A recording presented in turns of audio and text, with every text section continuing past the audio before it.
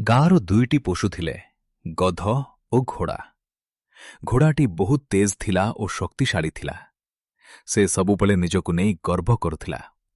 ସେ ମନେ ମନେ ଭାବୁଥିଲା ଯେ ମୋ ଦ୍ୱାରା ସବୁକିଛି ସମ୍ଭବ ଆଉ ମୋଠୁରି ସବୁ କେହି ଶକ୍ତିଶାଳୀ ନାହାନ୍ତି। ଅନ୍ୟପଟେ ଗଧଟି ସାଧାରଣ ଥିଲା, କିନ୍ତୁ ବହୁତ ପରିଶ୍ରମୀ ଓ ଶାନ୍ତ। ଦିନେ ଗଧ ଓ ଘୋଡ଼ା ଚାଲି ଚାଲି ଯାଉଥିଲେ। ତୁ ଦେଖ ନା କେତେ ଧୀରେ ଚାଲୁଛୁ, ମୁଁ ତ ବହୁତ ତେଜ ଦୌଡ଼େ। ଭାଇ, ସବୁଠାରେ ତେଜ ହେବା ଜରୁରୀ ନୁହେଁ, କାମ କରିବା ମହତ୍ୱପୂର୍ଣ୍ଣ।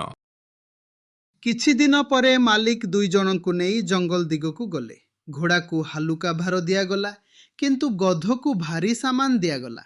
ରାସ୍ତାରେ ଘୋଡ଼ା ଗଧକୁ ଦେଖି ଆଉ ଥରେ ହସିଲା, କିନ୍ତୁ କିଛି ସମୟ ପରେ ଘୋଡ଼ା ଥକିଗଲା ଓ ଚାଲିପାରିଲା ନାହିଁ। ସେତେବେଳେ ଗଧ ନିଜର କାମ ସରିଲା ପରେ ଘୋଡ଼ାଙ୍କୁ ସାହାଯ୍ୟ କଲା। ମୁଁ ତୁମକୁ ହସିଥିଲି, କିନ୍ତୁ ତୁମେ ସତରେ ବଡ଼ ଓ ଭଲ। ସବୁ ଲୋକଙ୍କର ନିଜର ଶକ୍ତି ଥାଏ। ଏହି କଥା ଶୁଣି ଘୋଡ଼ାର ମନ ବହୁତ ପରିବର୍ତ୍ତନ ହେଲା। ସେ ଚୁପ୍ ହେଇ ଗଧକୁ ଦେଖୁଥିଲା ଓ ଭାବୁଥିଲା, ମୁଁ ତ ସବୁବେଳେ ଗର୍ବ କରୁଥିଲି, କିନ୍ତୁ ସତରେ ଗଧ ମୋଠାରୁ ଭଲ। ପରବର୍ତ୍ତୀ ଦିନ ମାଲିକ ପୁଣି ଦୁଇ ଜଣଙ୍କୁ କାମକୁ ଦେଲେ। ମାଲିକ, ଆଜି ଭାର ମୁଁ ଅଧିକ ନେବି। ଗଧ ଭାଇ ଦିନେ ଦିନେ ବହୁତ କଷ୍ଟ କରୁଛନ୍ତି। ଘୋଡ଼ା କଥା ଶୁଣି ମାଲିକ ଆଶ୍ଚର୍ଯ୍ୟ ହେଇଗଲା। ଆଜି ତୁ ବହୁତ ବଦଳିଗଲୁ ଘୋଡ଼ା। ଆଜି ମୁଁ ତୋ ପାଇଁ ବହୁତ ଗର୍ବିତ। ଘୋଡ଼ା ଭାଇ, ମୁଁ ତୁମ କଥା ଶୁଣି ଆଜି ବହୁତ ଖୁସି। ସେହି ଦିନରୁ ଦୁଇ ଜଣ ମିଶିକରି କାମ କରିବା ଆରମ୍ଭ କଲେ। ଘୋଡ଼ା ତେଜ ଥିଲା, ତେଣୁ ଦୁହେଁ ଦୂର ଦୂର କାମ ଦେଖୁଥିଲା। ଗଧ ଶକ୍ତିଶାଳୀ ଥିଲା, ସେ ଭାରି ସାମାନ ବହନ କରୁଥିଲା। ଗୋଟିଏ ଦିନ ଜଙ୍ଗଲରୁ ଗୋଟିଏ ଚତୁର ବିଲୁଆ ଗାଁକୁ ଆସିଲା। ବିଲୁଆ ପ୍ରଥମେ ଦେଖିଲା ଘୋଡ଼ା ଓ ଗଧକୁ। ସେ ଜାଣିପାରିଲା ଯେ ଏମାନେ ଦୁଇଜଣ ମିତ୍ର। ଏହି ଦୁଇଜଣ ମିଶି ରହୁଛନ୍ତି। ଯଦି ମୁଁ ସେମାନଙ୍କୁ ଝଗଡ଼ା କରାଇଦିଏ, ମୋର ଲାଭ ହେବ। ଘୋଡ଼ା ଭାଇ, ତୁ ବହୁତ ତେଜ ଓ ସୁନ୍ଦର। ଗଧ ତୋ ପାଇଁ ଯୋଗ୍ୟ ନୁହେଁ। ସେ ମୋର ମିତ୍ର, ତା ବିନା ମୁଁ ଅଧୁରା। ଗଧ ବିନା ମୁଁ ଗୋଟିଏ ମିନିଟ୍ ରହିପାରିବେ ନାହିଁ।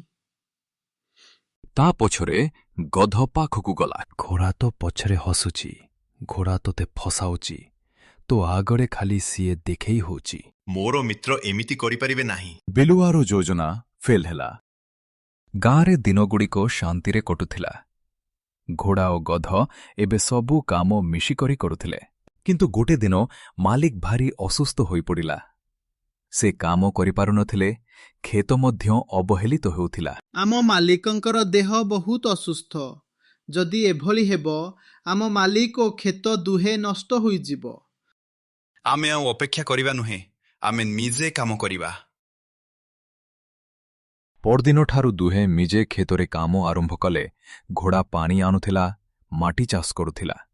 ଗଧ ଭାରି ଜିନିଷ ବୋହୁଥିଲା।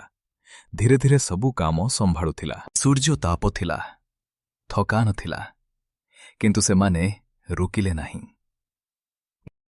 ରାତିରେ ଦୁହେଁ ଥକି ଏକାଠି ବସୁଥିଲେ। ଆଗରୁ ମୁଁ ଗର୍ବ କରୁଥିଲି, ଆଜି ବୁଝିଲି କଷ୍ଟ କ'ଣ। ପରିଶ୍ରମ କଲେ ହିଁ ଫଳ ମିଳେ ଭାଇ। କିଛି ସପ୍ତାହ ପରେ କ୍ଷେତ ପୁଣି ସବୁଜ ହୋଇଗଲା। ମାଲିକ ଧୀରେ ଧୀରେ ସୁସ୍ଥ ହେଲେ ଯେ ମୁଁ ଏଥର କାମ କରିପାରିବି। ଚାଲି ଚାଲି ଆସି ସେ ବାହାରେ ଦେଖିଲେ, କ୍ଷେତ ଭରିଛି, ଫସଲ ଭଲ ହୋଇଛି। ଆରେ ବା, ଏତେ ବଢ଼ିଆ ଫସଲ କିଏ କରିଛି? ମାଲିକ, ମୁଁ ଆଉ ଗଧ ମିଶି ଏହି ସବୁ ଫସଲ କରିଛୁ। ମାଲିକଙ୍କ ଆଖିରେ ଲୁହ ଆସିଗଲା।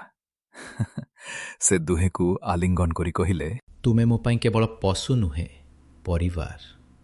ତୁମେ ହିଁ ମୋର ସବୁ କିଛି। ଘୋଡ଼ା ଓ ଗଧ ସେମାନେ ବୁଝିଗଲେ ଯେ ସତ ଶକ୍ତି ଗତିରେ ନୁହେଁ, ଦାୟିତ୍ୱ ଓ ସହଯୋଗରେ ଅଛି।